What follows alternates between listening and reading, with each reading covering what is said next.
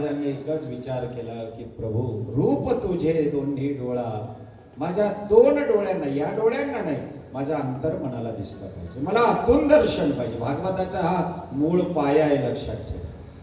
भागवत बाकी कशाही गोष्टीसाठी नाही की माझा प्लॉट मिळायला पाहिजे, माझं घर बांधलं जायला पाहिजे. नो, कथा याच्यासाठी नाही. प्रापंचिक गोष्टींना जर मागायचं असेल तर शिवपुराण ऐका. शिवपुराणामध्ये तुम्हाला सगळ्या प्रापंचिक गोष्टी मिळतील. एक लोटा जल, समस्या का ओ उसके पास. ये व्यासपीठ त्याच्यासाठी नाही. ये तुम वहां पे करना. मला टीका नाही करायची, पण भगवान शिवाला अवधरदानी म्हणतात. तेही चुकीचं नाही आहे प्रदीपजी मिश्रांचं. भगवान शिव हा अवधरदानी आहे. तो धनसंपत्तीचं दान करतो, ऐश्वर्याचं दान करतो, मानाचं दान करतो. पण भगवान कृष्ण मोक्षाचं दान करतो, भक्तीचं दान करतो, प्रेमाचं दान करतो. अर्जुनाला जर युद्ध शिकवायचं होतं श्रोतेजनो, तर 12वा अध्याय सांगायची काय गरज होती? ज्याला सगुण भक्ती योग म्हणतात. यो मद भक्त्या प्रियश्चती, यो मद, तो भक्त मला प्रिय आहे, तो भक्त मला प्रिय आहे. अरे त्याला शस्त्राध्याय शिकवायला भगवद्गीतेमध्ये एक तरी अध्याय असा का की श्रीमद भगवद्गीता सुपनिषत्सु ब्रह्मविद्यायाम योगशास्त्रे कृष्णार्जुन संवादे शास्त्र विद्यानाम, असा अध्याय आहे? शस्त्राचा अध्याय आहे.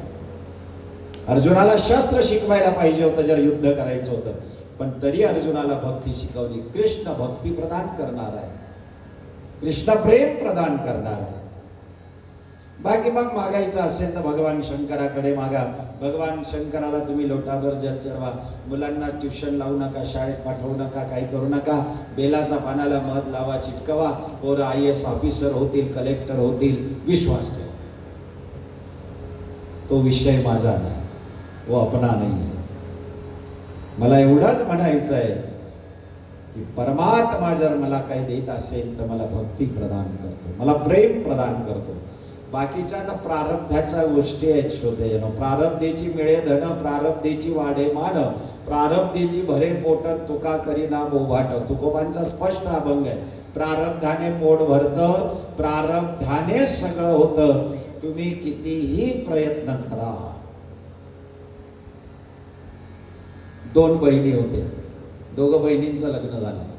एक बहीण थोडी श्रीमंताकडे दिली गेली, एक बहीण शेतकऱ्याकडे, साधारण परिस्थिती. दोघही बहिणी माहेरी आल्या 2-4 वर्षानंतर. जी गरिबाकडे दिली होती ती आईजवळ रडायला लागली. आई, ताईला किती चांगलं मिळालं. अगं ती जेव्हा माहेरी येते तेव्हा 4 व्हीलरने येते. बघ ना तिच्या अंगावरच्या साड्या कशा असतात, तिच्या लेकरांचे खेळणं कसे असतात. आई, माझा मुलगा एक फुगा घेतो आणि त्याच्याशी 1 महिना खेळत बसतो. तो फुगा फुटू नये म्हणून काळजी घेतो. माझ्या साड्या बघ. आई, आईने डोक्यावर हात फिरवला. बेटा तुझं प्रारब्ध जे असेल ते जाऊ दे. दुसरी आली 2-4 दिवसाने, तिची गाडी अंगणात उभी राहिली. जावयाने मुद्दाम हॉर्न मारला. आणखी कोणी नव्हतं तरी बॅगा घ्यायला पळत आले. श्रीमंत माणूस. ती मुलगी आली ना, आईजवळ रडायला लागली. आई म्हणे, आता तुला काय झालं रडायला? दाजी किती चांगले आहेत. ताईला गरीबाच्या घरात दिलं, पण भागवताला जातात, कीर्तनाला जातात, पंढरीच्या वारीला जातात, कपाळाला बुक्का लावतात. हे माझं मेलं, श्रीमंत मिळालं, पण संध्याकाळी रस्ता दिसत नाही घरचा, दुसरी उचलून आणतात.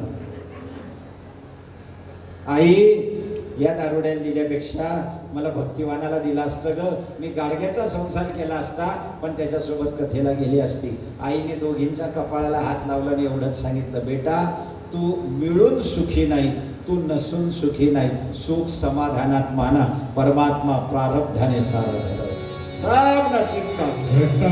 घटाचे रूप आहे प्रत्येकाचे